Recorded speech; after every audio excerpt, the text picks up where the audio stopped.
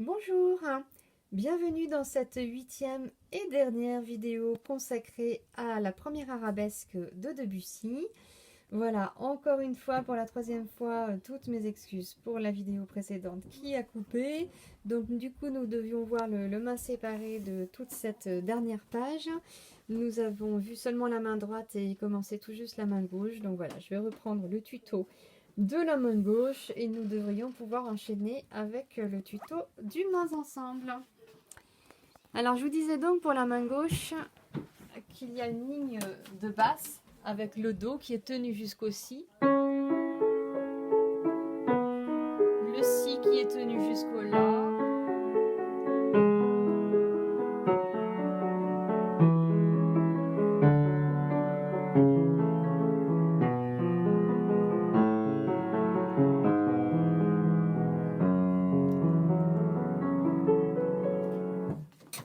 voilà. Donc quand je dis tenu, ça veut dire qu'on va tenir un petit peu la main, mais enfin le doigt, mais évidemment c'est la pédale qui veut tenir, parce que vu que nous n'avons que des 5 sur ces basses, évidemment on ne peut pas tenir le 5e doigt tout à fait jusqu'au bout. Mais en tout cas, on va faire vraiment ressortir ces basses.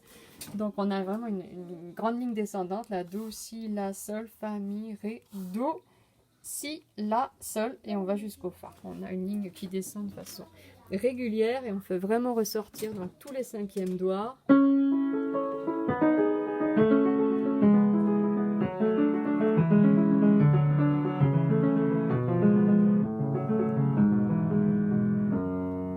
Voilà. Alors je vous disais que dans la main c'était un peu grand et pas toujours pratique. C'est pas si évident que ça non plus au niveau des doigtés, parce que a priori c'est le même groupe, donc à peu près les mêmes écarts que l'on retrouve à chaque fois.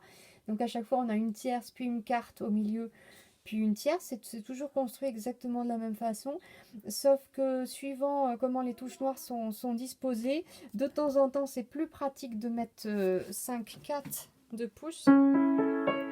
Et de temps en temps, c'est plus pratique de mettre 5/3 de pouce. Alors, ce que je fais à peu près naturellement en fonction de ma main, donc je vous le propose, mais évidemment, vous aurez peut-être tendance en fonction de votre main à vous à choisir d'autres doigtés. Donc évidemment, vous pouvez en choisir d'autres, il n'y a aucun souci, il suffit de les écrire sur votre partition.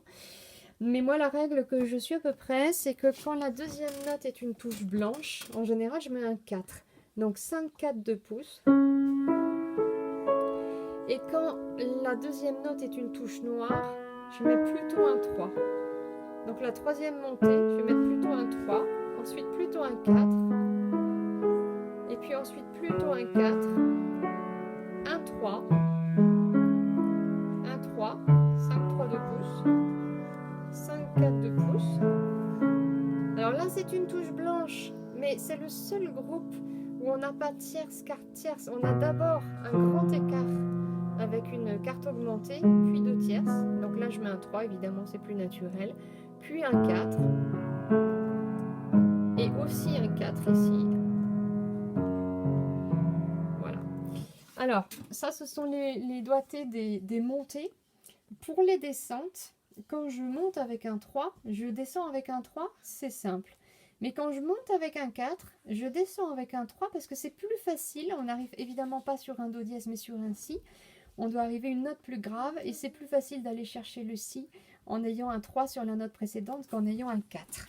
Donc du coup, si je détaille tout ça au niveau du doigté, je monte avec 4, mais je descends avec 3. Ensuite, je mets un 3 à la montée et à la descente. À nouveau un 3. Là, je monte avec 4, mais je descends avec 3. Je monte avec 4, je descends avec 3. Je monte avec 3, je descends avec 3. Pareil. Je monte avec 4, je descends avec 3. Je monte avec 3, je descends avec 3. Je monte avec 4, je descends avec 3. Je monte avec 4, je descends avec 3. Etc. Voilà, il n'y a que sur ce groupe-là. Donc c'est une touche noire, donc habituellement je mets un 3 quand ce sont des touches noires, mais comme on vient du 3 sur le Mi dièse, j'ai tendance à mettre un 4 sur le Do dièse. Donc à vous de voir si vous mettrez un 3 ou un 4 sur cette note-là. Voilà. Alors après au niveau des notes, bon c'est pas très compliqué vu que c'est toujours pareil. Comme on l'avait fait pour un passage de main droite dans une vidéo précédente, si ça vous aide, alors bon évidemment vous avez repéré que nous sommes en clé de sol. On passe en clé de fa ici de mesure après. Donc vous pouvez éventuellement jouer ce passage sans les touches noires, juste pour repérer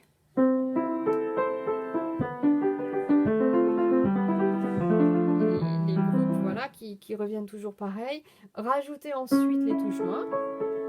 Donc on n'est pas obligé, mais pour certains c'est une technique de travail qui peut aider. Pour ceux qui ont d'assez grandes mains, on peut évidemment le travailler en accord. Alors ça c'est un super travail parce que ça permet de repérer les harmonies, donc travailler toutes les montées en accord. Voilà, ça c'est excellent, c'est super pour l'apprendre par cœur. C'est super pour repérer la position des doigts. Donc attention à ce groupe-là, hein, c'est le premier groupe de la troisième ligne qui n'est pas pareil que les autres. On a d'abord là la carte, donc on a un grand écart entre le 5 et le 3, et puis ensuite on peut aller jusqu'au bout comme ça.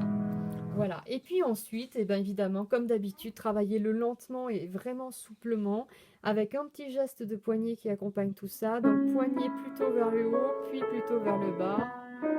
Voilà, avec un poignet très souple.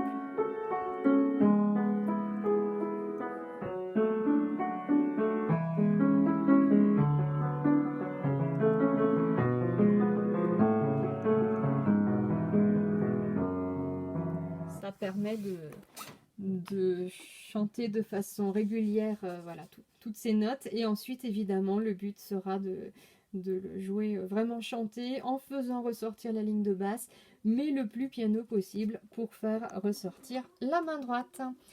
Donc voilà pour toute cette petite descente. Alors ensuite, on enchaîne avec les grandes arabesques à nouveau partagées entre les deux mains. Donc je vais reposer la caméra pour pouvoir jouer avec les deux mains. Donc nous sommes arrivés sur le Fa dièse à gauche.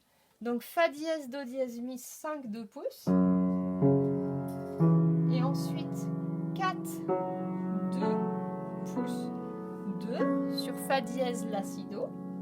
Donc Fa, Do, Mi, Fa, La, Si, Do qui s'enchaîne à la guirlande de main droite. Donc la main droite prend le relais. Et dans la mesure d'après, nous allons avoir Si, Si, Ré, Sol, Si avec 5 pouces, 4, 2 pouces.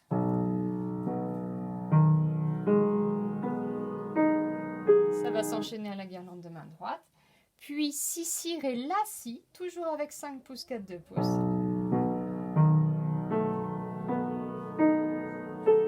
Voilà, et puis ensuite, eh ben, on retrouve les groupes qu'on connaît déjà, qu'on avait vus dans la première page.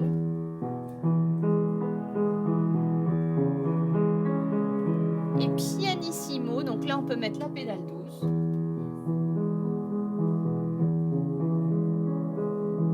Et on termine avec Mi, Si, Mi, Sol, dièse, toujours avec 5, 2 pouces, 3.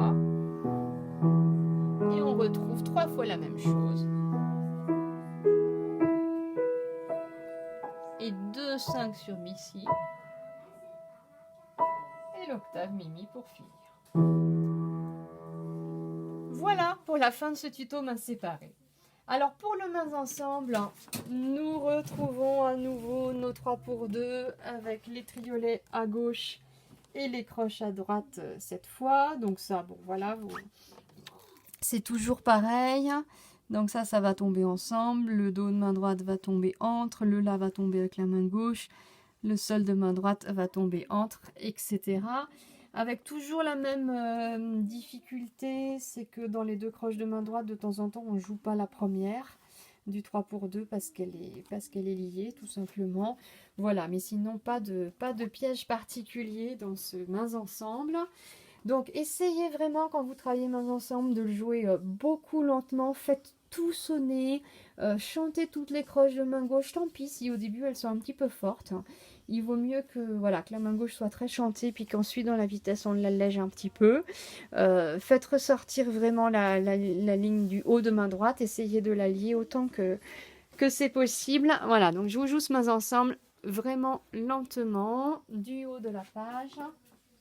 Donc ça évidemment vous avez déjà.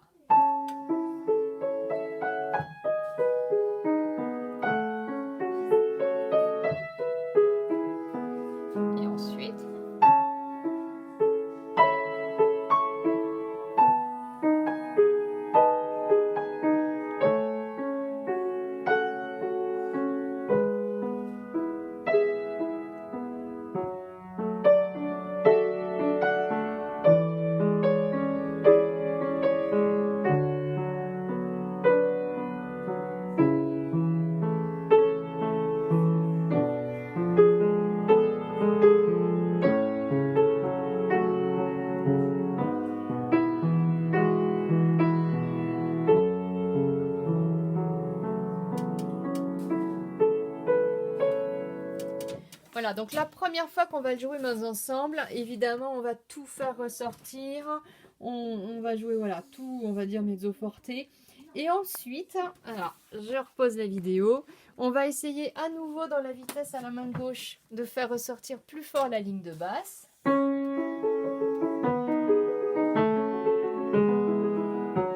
Etc. Et de jouer moins fort les triolets. Et à droite, on va essayer de jouer plus fort la ligne du haut.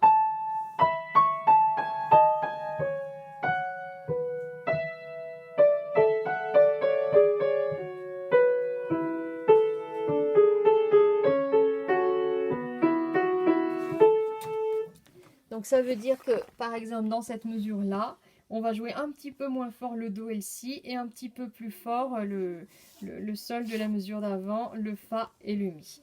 Et donc en accélérant un tout petit peu ce passage ensemble, du coup on va essayer de faire ressortir le haut de la main droite et le bas de la main gauche, ce qui va donner...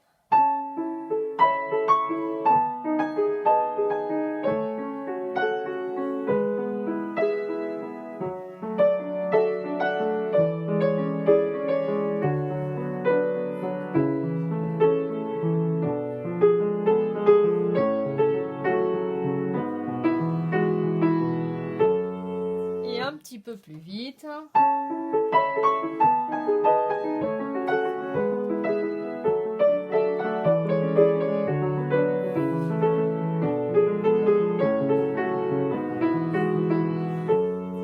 Voilà, ici je vous enchaîne donc tout ce passage du haut de la page.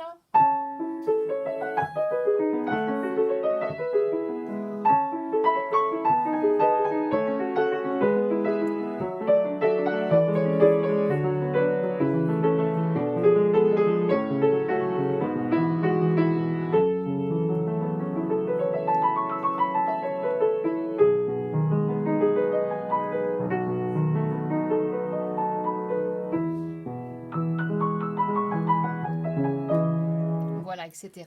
Alors dans les grandes guirlandes partagées entre les deux mains, là, au début, travaillez-le vraiment lentement, mains ensemble, pour avoir vraiment l'égalité entre les deux mains.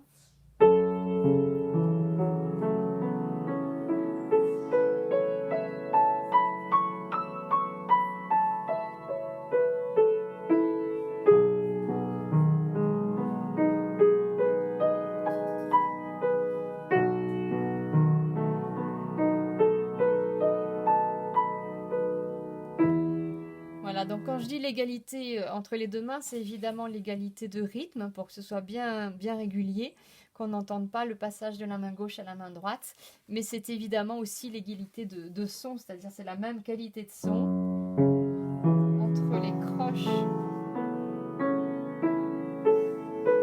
de la main gauche et les croches de la main droite qui prennent le relais. Ensuite, on retrouve nos guirlandes que nous avions au début, donc une octave plus haut.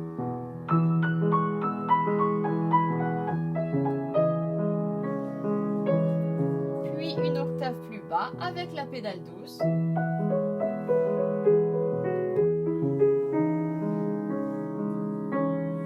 Et alors attention ensuite, ce sont que des triolets, donc alternés entre la main gauche et la main droite, bien réguliers.